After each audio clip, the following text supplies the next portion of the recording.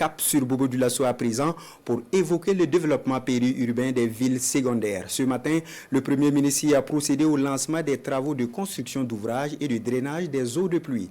Coût de réalisation 6 milliards de francs CFA pour un délai d'exécution de 12 mois.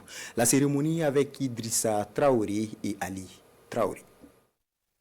Bientôt, la ville de Bobo Dioulasso va présenter un nouveau visage agréable à regarder. Dans le cadre du projet de mobilité et de développement urbain des villes secondaires, le Premier ministre Rimtal Jean-Emmanuel Ouedraogo donne le ton ici aux travaux de construction d'ouvrages et de drainage des eaux pluviales dans la cité de Sia. Cette initiative devrait faciliter la mobilité des usagers et éviter les inondations lors des saisons pluvieuses. Nous avons toujours en mémoire la pluie diluvienne du 9 juin 2024 qui s'est abattue sur la ville de Bobo Dioulasso, provoquant des inondations avec d'importants dégâts.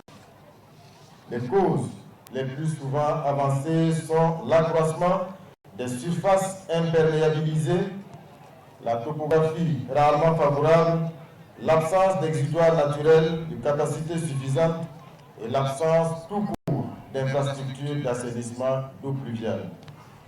Mesdames et messieurs, c'est dans ce contexte que le gouvernement, afin d'apporter une réponse à la problématique, a élaboré en 2020 des schémas directeurs de drainage des eaux pluviales de 12 villes capitales régionales.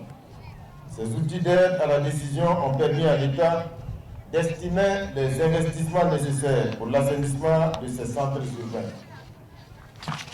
Compte tenu de l'importance des besoins identifiés, la réponse a été subdivisée en 4 phases de mise en œuvre, y compris une tranche prioritaire pour les investissements dans les infrastructures de drainage critiques pour chaque ville.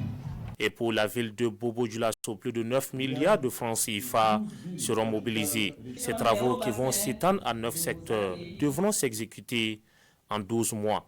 La ville de Bobo Dioulasso bénéficiera essentiellement des travaux suivants. La construction d'un réseau de 15 234 mètres linéaires de collecteurs et de caniveaux en béton armé. La construction d'un réseau de 1559 mètres linéaires de collecteurs en maçonnerie de moellons au granit. L'aménagement de 15 731 mètres linéaires de rues adjacentes en terre, le curage de 3 482 mètres linéaires de caniveaux et 100 mètres linéaires de marigots. L'aménagement d'un bassin de rétention, la réalisation de 14 250 mètres linéaires d'éclairage public solaire. Des travaux financés par le gouvernement burkinabé avec le soutien de la Banque mondiale, dont l'ambition est de soulager un tant soit peu la souffrance des populations. L'objectif est évidemment de pouvoir accompagner le Burkina dans sa vision pour atténuer la résilience et diminuer la vulnérabilité et augmenter les travaux. Rendre les villes à la fois plus attirantes, plus attrayantes, plus résilientes, plus adaptées aux chocs climatiques et évidemment ce sont là des conditions importantes pour un développement économique croissant et harmonieux des populations qui sont affectées par ailleurs par une situation sécuritaire. Ces travaux qui vont concerner également les localités de Kaya et de Waiguya devraient coûter la somme de 33 milliards de francs CFA. À cette cérémonie, les populations affectées par ce projet reçoivent des vivres de la part du ministre en charge des infrastructures.